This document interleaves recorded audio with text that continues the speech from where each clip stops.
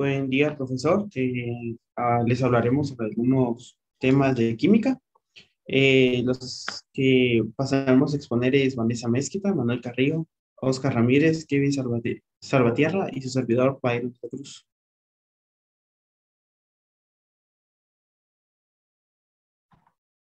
El tema que yo les voy a exponer es números de oxidación. ¿Qué es el número de oxidación? El número de oxidación es un número entero que representa el número de electrones que un átomo pone en juego cuando forma un compuesto determinado. El número de oxidación es positivo si el átomo pierde electrones o los comparte con un átomo que tenga tendencia a captarlos. Y será negativo cuando el átomo gane electrones o los comparta con un átomo que tenga tendencia a cederlos. El número de oxidación se escribe con números romanos, pero lo escribiremos como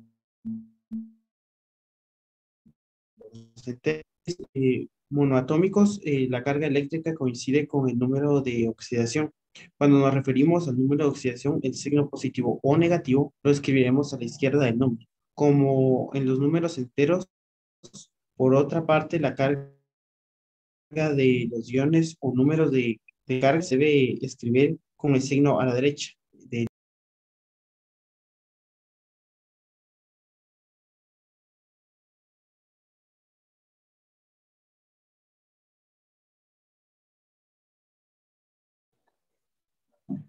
Buen día, yo les hablaré sobre los iones y tipo de iones. Un ion es una molécula o grupo de átomos que presentan carga eléctrica positiva o negativa. Es decir, un ion es un átomo cuya carga eléctrica no es neutra. Existen cuatro tipos de iones. Como primero, los iones monoatómicos consisten en un solo átomo. Los iones poliatómicos son iones que constan de dos o más átomos. Como tercero, un anión es un ion con carga eléctrica negativa que se produce como resultado de haber ganado uno o varios electrones. En este, los ánodos se atraen. Como cuarto, un catión es una clase de ion que obtiene carga eléctrica mediante la ganancia o la pérdida de electrones. Estos tienen carga eléctrica positiva y se sienten atraídos por los cátodos.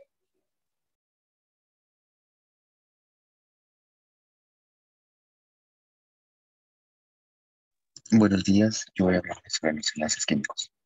Se denominan enlaces químicos a las fuerzas que mantienen unidos a los átomos dentro de los compuestos. Se dividen en varias clases según la propiedad de los compuestos. Los dos tipos principales son los enlaces iónicos y los enlaces covalentes.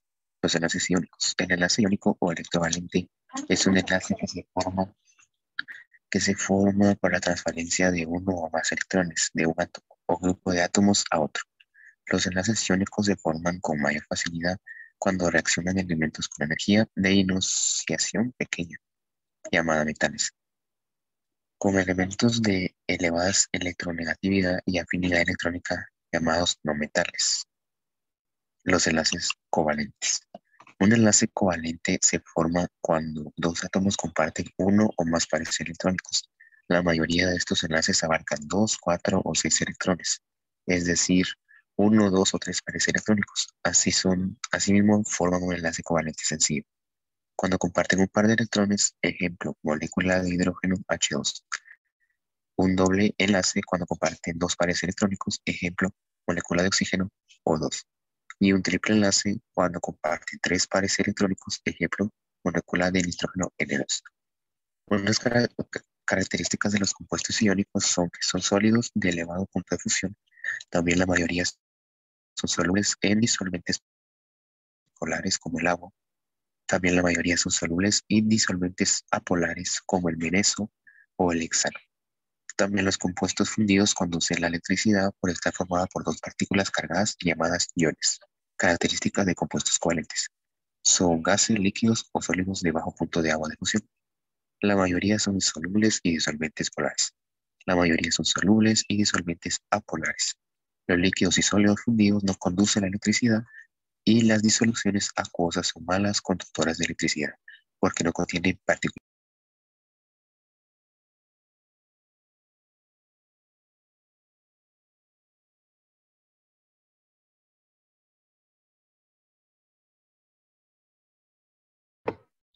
Muy buen día, profesor. Yo le voy a hablar sobre los iones monoatómicos y iones iones poliatómicos. Bueno, primero voy a comenzar con los iones monoatómicos. Bueno, pues un ion monoatómico es un ion formado por un átomo, pues a diferencia del ion poliatómico que consiste de 2 o más átomos, como por ejemplo el carbono de calcio consiste en el ion monoatómico de C, a 2, y pues un compuesto iónico binario tipo 1 con L contiene un metal catión que forma solo un tipo de ion. ¿Qué carga tienen los iones monoatómicos? Pues bueno, este contiene un protón y un electrón, por lo tanto su carga neta es 0. Si el hidrógeno pierde su electrón, forma el catión de H+. El catión de H+ tiene una carga neta de 1+ por el protón en el núcleo, puesto que no hay electrones que cancelen la carga positiva. ¿Qué son los iones poliatómicos? Bueno, ¿qué significa un ion poliatómico? Pues el prefijo poli significa muchos, por lo que un ion poliatómico es aquel que contiene más de un átomo. Este distingue los iones poliatómicos de los iones monoatómicos, que solo contiene un átomo. Bueno, un ion poliatómico, también conocido como un ion molecular, es un ion compuesto por 2 o más átomos covalentemente enlazados de un complejo metálico que puede considerarse como una sola unidad. La estructura de los iones poliatómicos. En un ion poliatómico, el grupo de átomos unidos covalentemente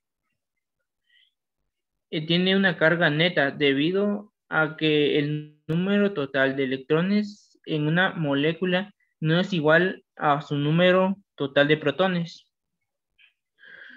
¿Qué significan los iones poliatómicos?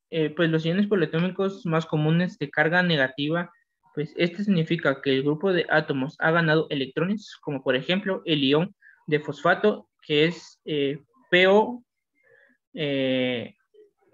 4 elevado a la 3.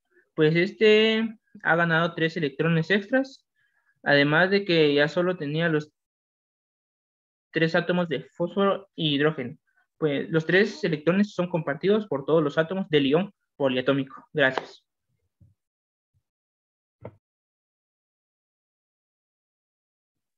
Buen día. El tema que yo abordaré será la nomenclatura química.